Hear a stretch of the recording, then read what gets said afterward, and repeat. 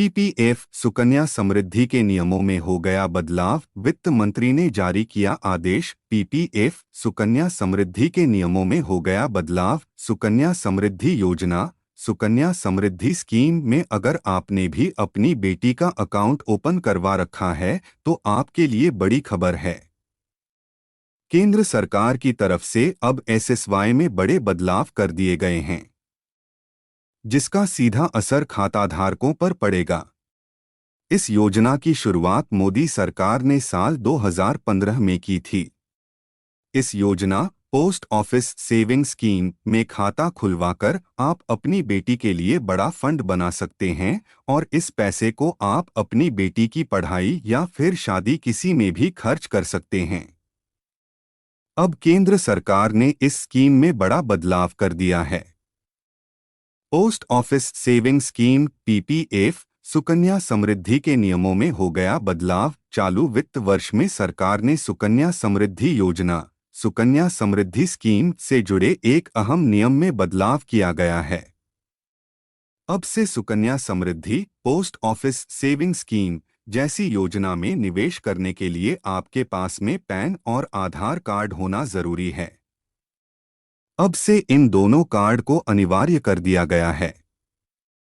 Sukanya Samriddhi account खुलवाने के लिए जरूरी है ये नंबर। आपको बता दें, अब से इस सुकन्या समृद्धि योजना सुकन्या समृद्धि स्कीम में निवेश करने के लिए आपके पास में आधार नंबर या फिर आधार नामांकन पर्चा होना जरूरी है।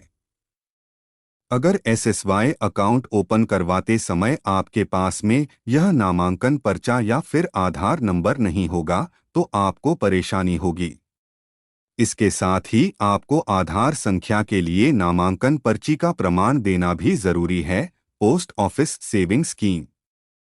आइए आपको बताते हैं कि अब से small savings scheme post office saving scheme में खाता खोलने के लिए आपको किन डॉक्यूमेंट्स की जरूरत होगी। आपके पास में आधार नंबर होना चाहिए या फिर आधार एनरोलमेंट स्लिप। इसके अलावा पासपोर्ट साइज फोटोग्राफ होने चाहिए। Pan number. मौजूदा निवेशक यदि 30 सितंबर 2023 तक पैन कार्ड और आधार कार्ड जमा नहीं करते तो 1 अक्टूबर 2023 से उनका अकाउंट बैन कर दिया जाएगा।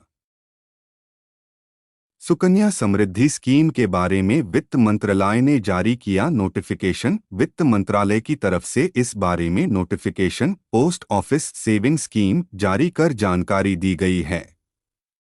निर्मला सीतारमण ने जानकारी देते हुए बताया है कि एसएसवाई जैसी डाकघर योजनाओं में अकाउंट ओपन करवाते समय आपको पैन कार्ड या फिर फॉर्म 60 जमा करना होता है।